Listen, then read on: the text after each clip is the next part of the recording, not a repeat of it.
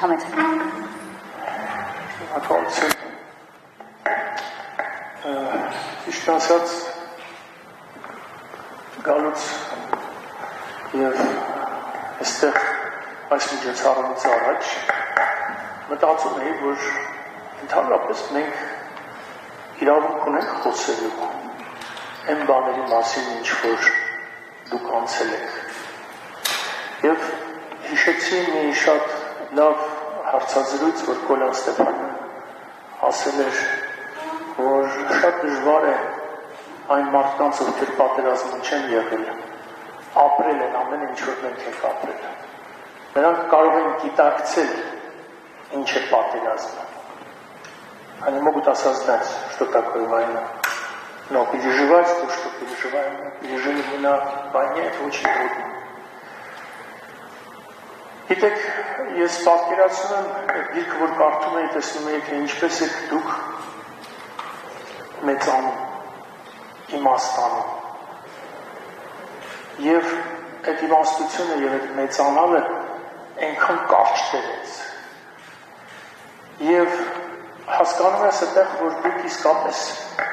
անցած մի ինչ-որ գիծ, որից այն կողմ սկսում է անմահությունը, որովհետև դուք հաղթահարեցիք վախը մահի։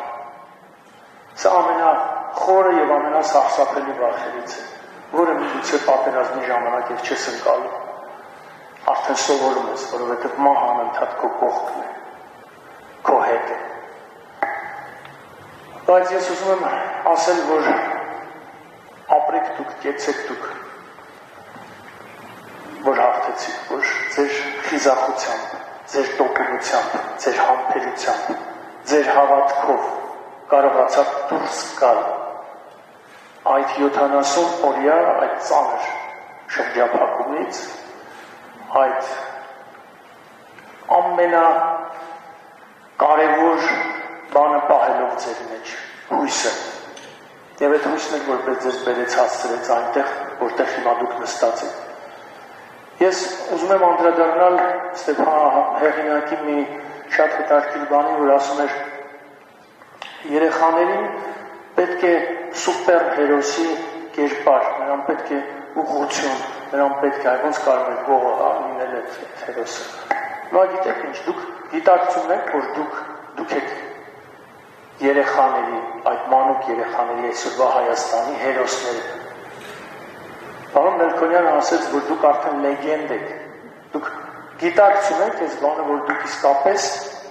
կենդանի լեգենդներ եք, որ ձեր օրինակի վրա հավատքի, խիզախության, սեփական պետության համար այդ խորը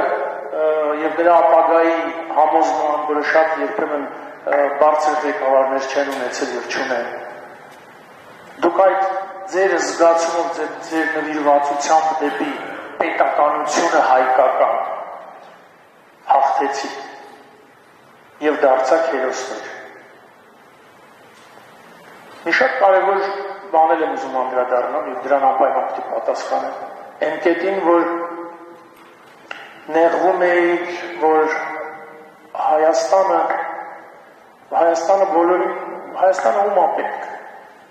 Բոլորը այստեղ կոնֆորմիստ են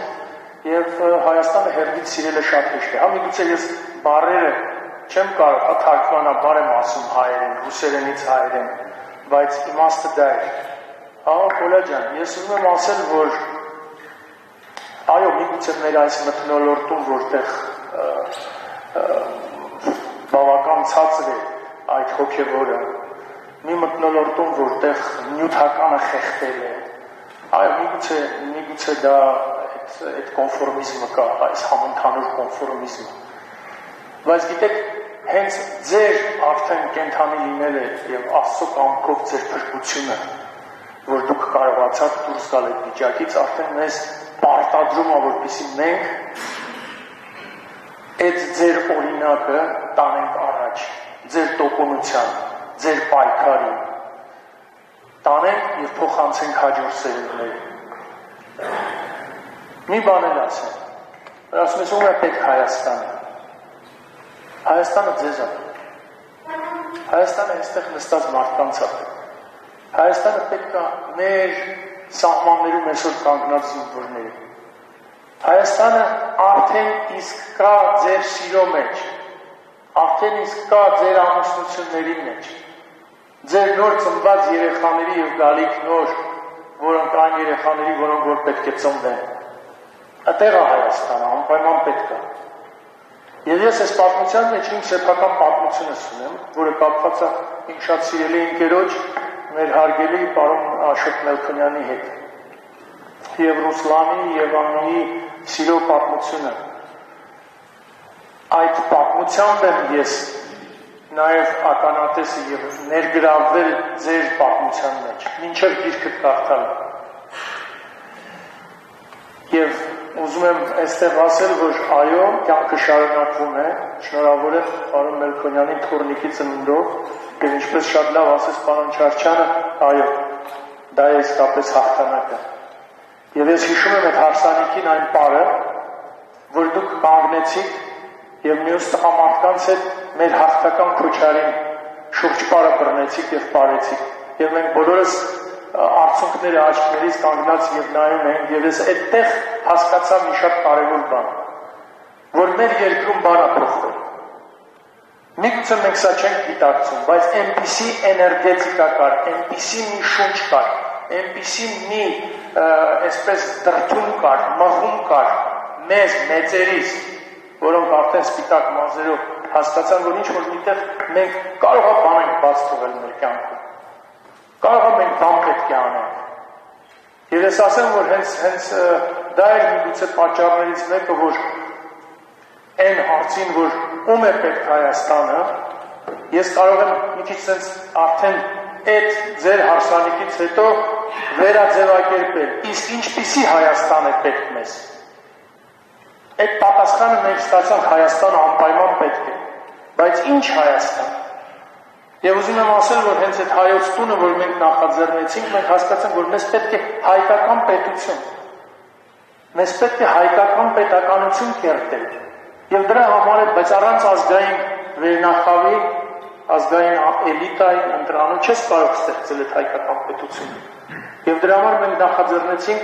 ընկերների հետ միասին հայոց տուն կոչված միավորումը,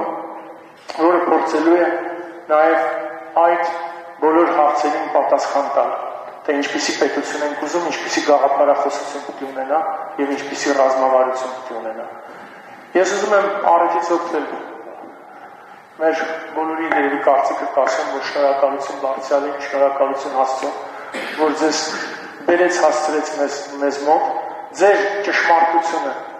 այն ճշմարտությունը, որը որ դուք փոխանցեցիք և կոլաջան գրեցիք քո գրքի մեջ մեզ, շնորհակալ եմ։ Շնորհակալ եմ ձեր ծնողներին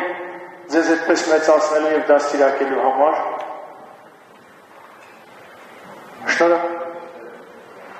Շնորհակալ եմ, իսկապես։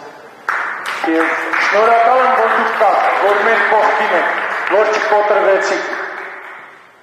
Շնորհակալ եմ։